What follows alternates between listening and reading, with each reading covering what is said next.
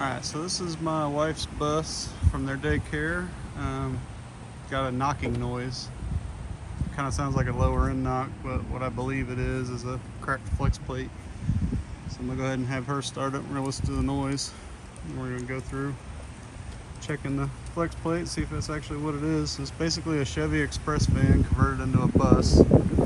It's got a 4.8 liter with a 4L80E transmission, same transmission as this truck and the Dolly. Get fired up.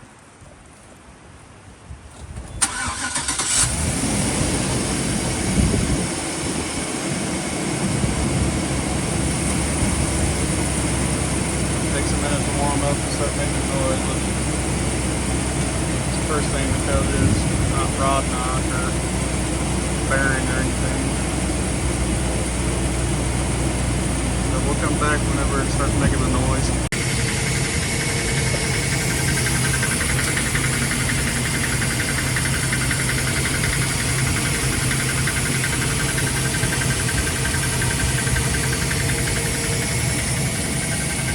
Very faint, but it's starting to go, and then the more warm it gets, the louder it gets. But it also goes away with RPM, which tells you it's not a rod knock. A rod knock or spun bearing or something like that is never going to go away. With RPM, it's only going to get louder. So, get this inspection cover off and see what we got. Alright, I'm going to apologize in advance. It's pretty windy today. I still haven't figured out what camera we're going to go with, so I can actually have a mic with a windsock. I might try one on the phone. We mainly film on my iPhone, so 12 Pro Max. It's got pretty good video and audio quality for the most part, but definitely needs something for the wind. So 15 millimeter. There are 6 total to get this inspection cover off.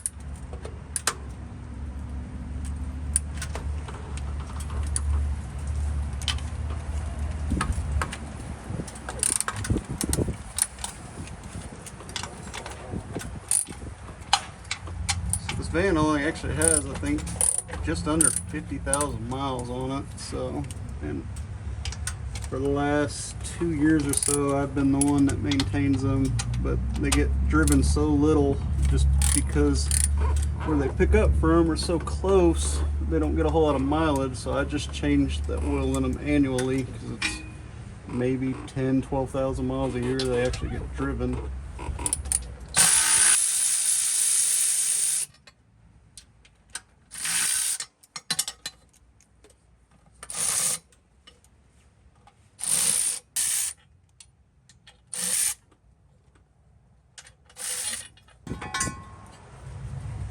To have you rotate the engine for me until I get to them. Okay.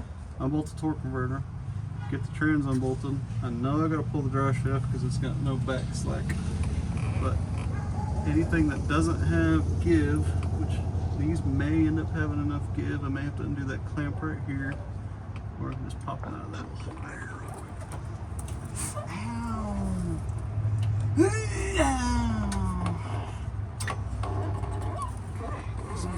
Rubber at the front. All I got to do is get it out of the mount, get the drive shaft out, lift it up, unbolt the torque converter bolts, unbolt the bell housing bolts, probably take the dipstick out, and then get it back far enough that I can get to the center bolts. Okay. And then take it out, put the new one back in. Alright, so first things first. We're working on something kind of main. I gotta take the starter off, but pretty much anything that you do on a car, you pretty much want to start first place right here, especially on anything with an ECU, ECM, TCM, anything computer controlled. Let's just not risk it. Let's take that out of the equation altogether. No electrical, no shorts, no nothing. Short out your ECU as a high repair bill. Unless you got some way to reprogram a new one, just unhook your battery. It's easier. Alright, let's get this starter out of here. Let me see if I can set up the angle and keep this thing on the tripod. That'd be nice. Whoa! If you get nauseous, I apologize. Can we see it? Can we see it? Oh, we can see it. tight little knobby deal. Alright, I want to say that's a 14. I want to say I'm wrong. 13. 13 it is.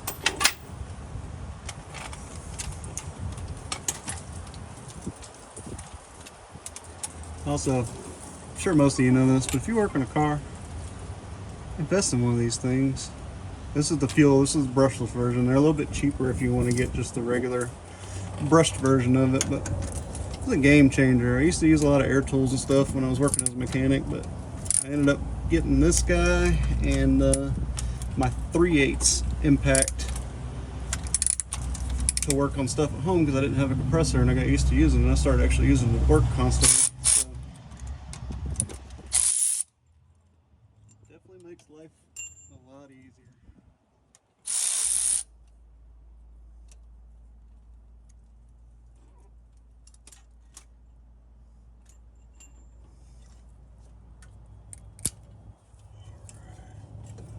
Mainly need to get this out of my way just so I can get to the torque converter bolts easier.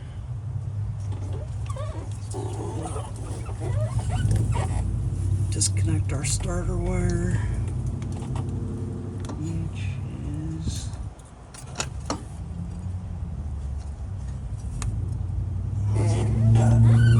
10mm.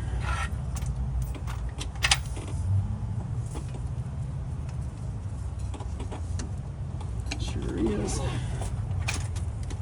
I don't want it dangling from the small wire.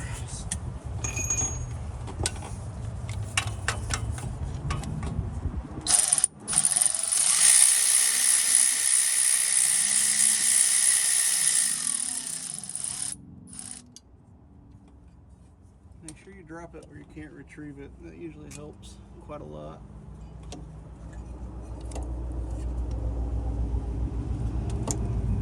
Oh, is that it? Come on out there. Oh, there it is. Oh, there went my phone.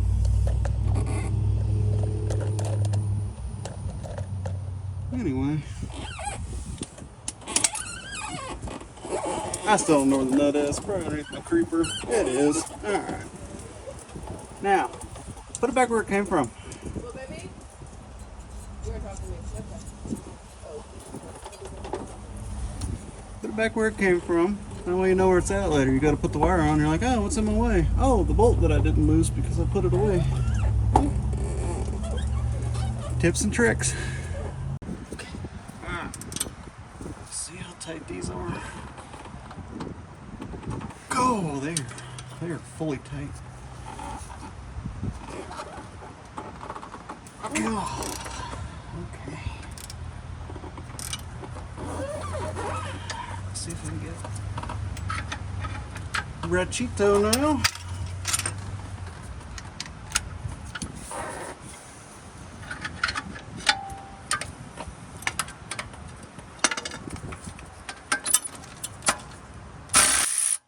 Oh yeah. Milwaukee knows what's up.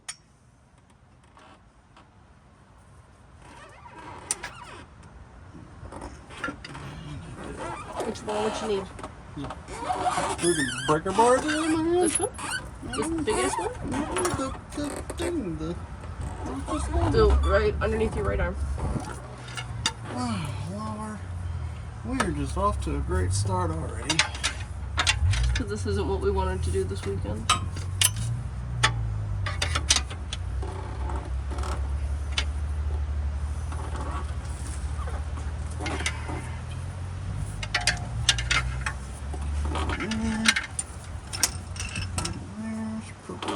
Second 15.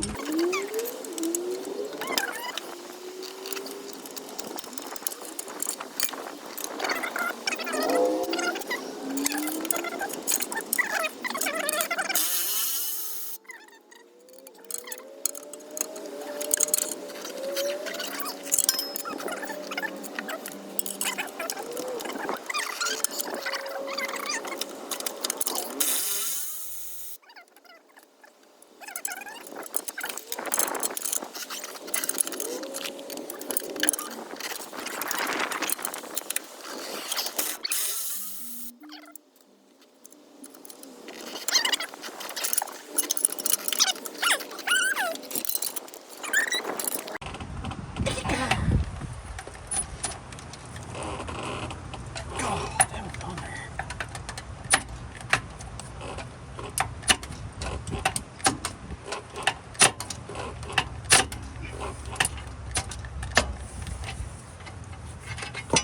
Come on. Work with me.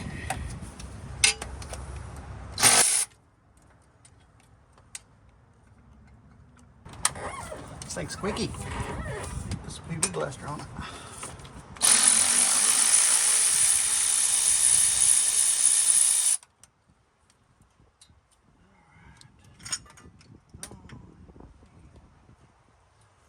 Okay, so ta-da!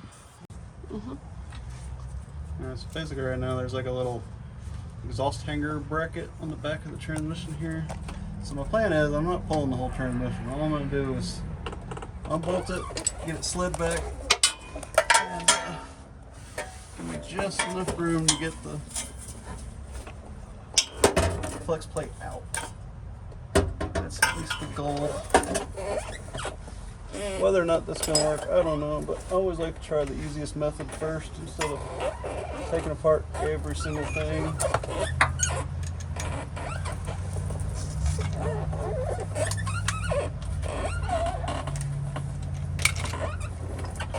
Pretty much always an easier method to go about something rather than watching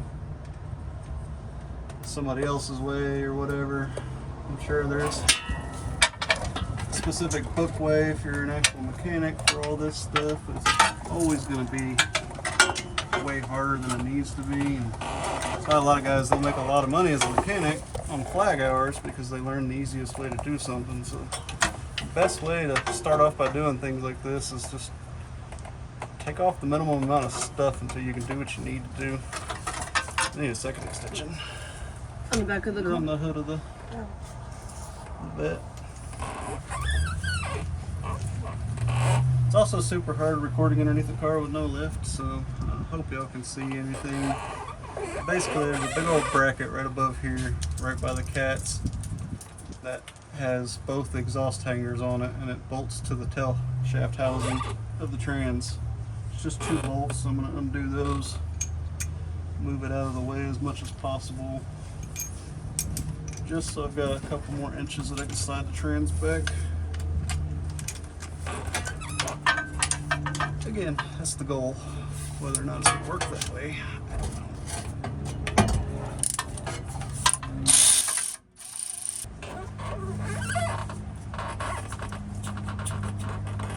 Yeah, that gives me probably 5 extra inches there. I don't know if you can see or not what I'm talking about here. This guy was bolted right there. So the other thing I noticed is the trans mount stud is like 4.5 days long. So what I'm going to do is I'm going to actually unbolt the mount here and here. That way I can actually just slide the trans back. I don't have to go up and try to clear that stud. So again, I don't know for sure if that's going to work, but that's the way that I'm going to try it first. So I'm going to get all that undone. I'm probably not going to record all this just because it's impossible for y'all to even see it. So I'll come back when those are undone. Alright, I'll show you all a little trick. So whenever you go to loosen the bell housing bolts, your engine is going to want to drop down. Keep that from happening, what I've always done is use a ratchet strap to go between the frame rails to support it. Ratchet strap here.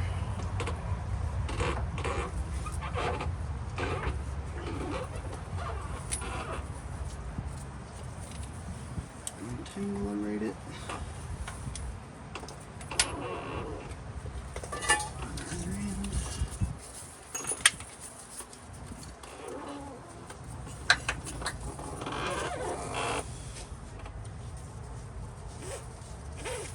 If I was a plastic scraper, where would I be?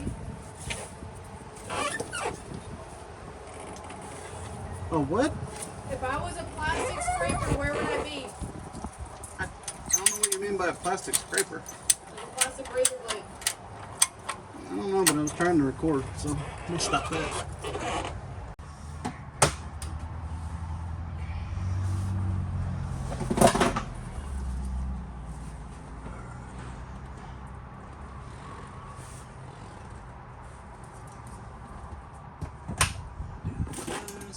I did this side.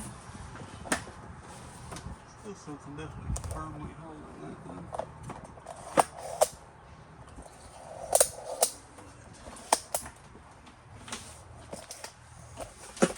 It's just never.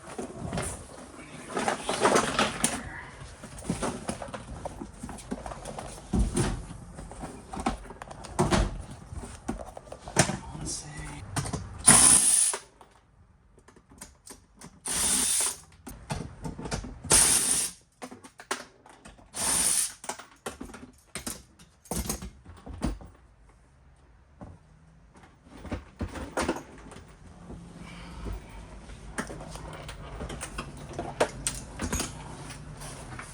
Aha! There's the other two that I couldn't find.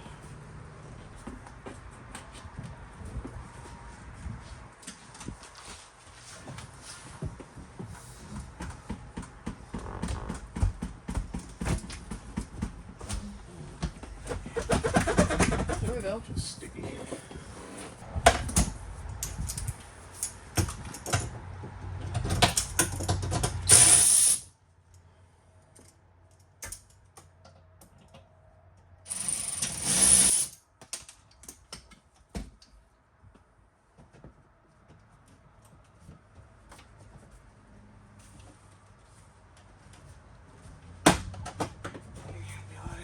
The school bus.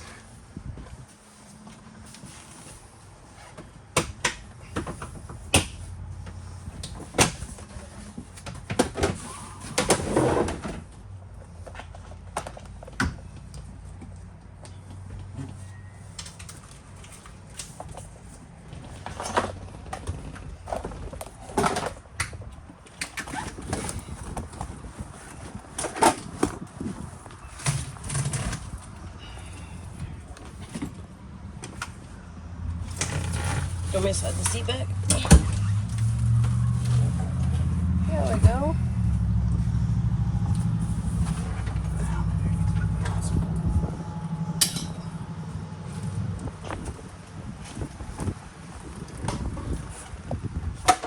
Bam. Be a lot easier to change the spark plugs and wire, or spark plugs and coils. Be a lot easier too. Oh yeah. Wrench. Okay.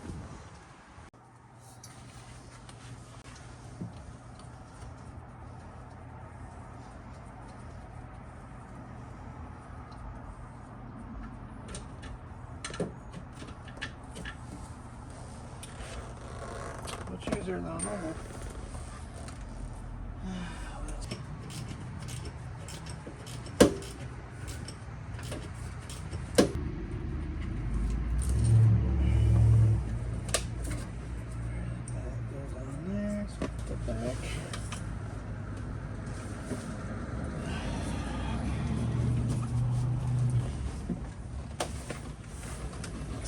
Lay down right here, I don't know.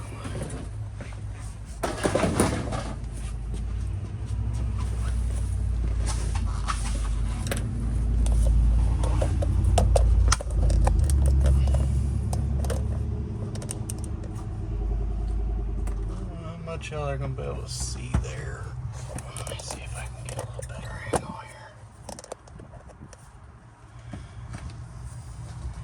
Big old extra wiring harness in the way. I'll pull this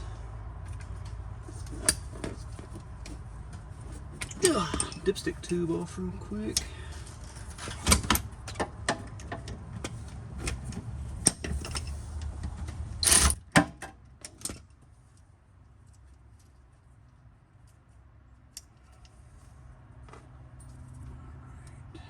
Alright, let's get this transported right quick.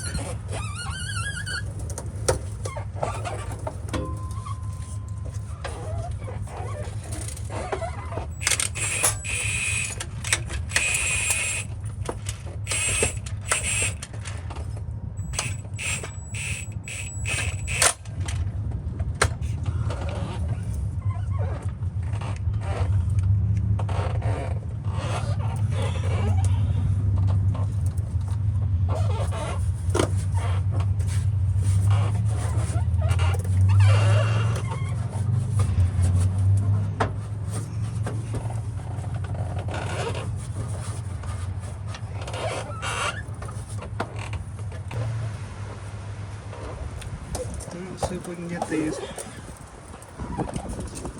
balls out. No, I'm not seeing it.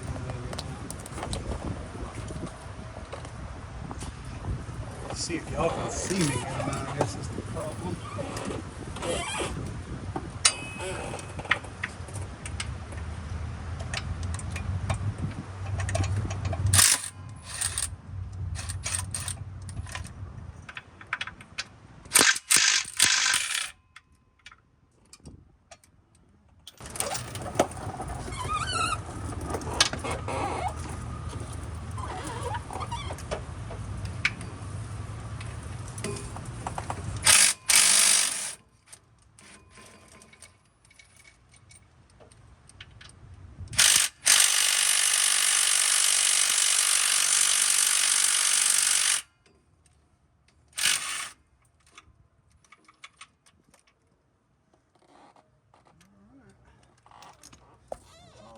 And bolts out.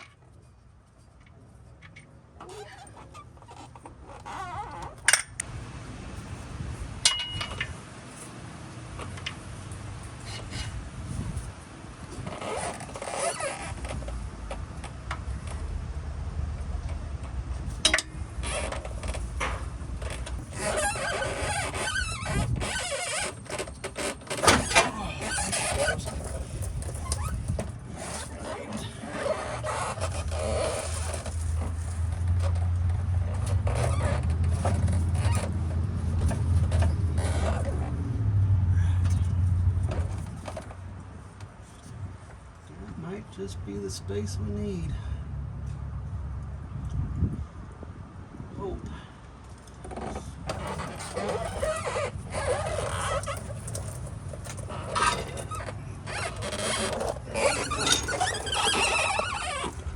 All right.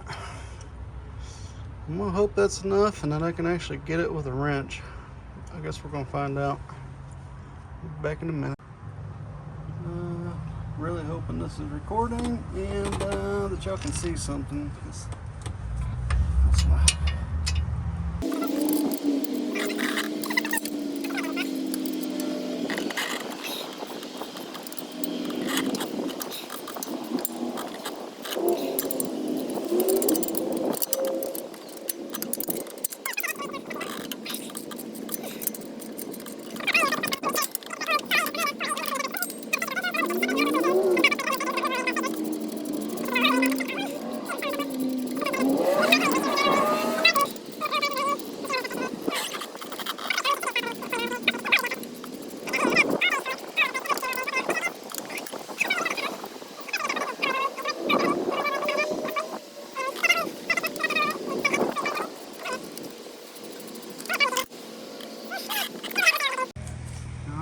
Got our new parts. Coming off ain't no problem. You're just like All better. Let's get this on. Oh look, even the flash came on. That's nice. Alright, this thing's labeled. I don't know if y'all can see it or not. It says engine side. It's probably upside down, but I'm upside down and I don't know which way's up.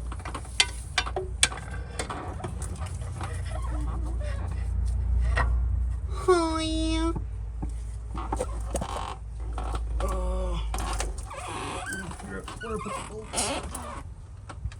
This thing's squeaky. And throw some PB blaster on the wheels. This is the second time you said that. I know, but I didn't do it. They're still squeaky. Oh. That's nice that it'll record for me and give me like. Do you want your other light? No, I can actually see fairly good right now. If I can just figure out where the holes are. Spit on it.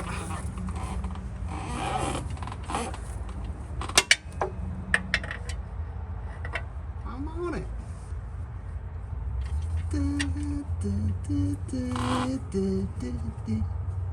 Jump on it.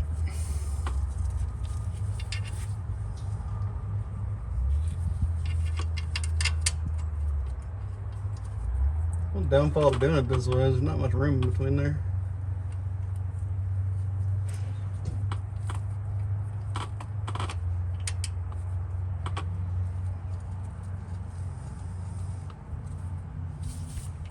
There's one.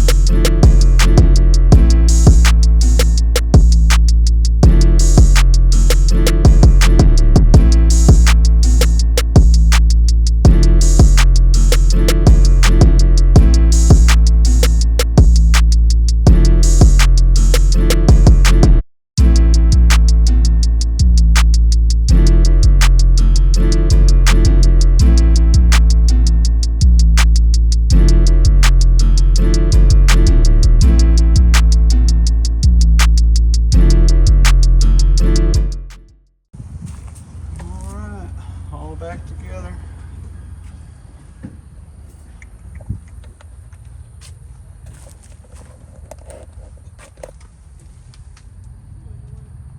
Go ahead.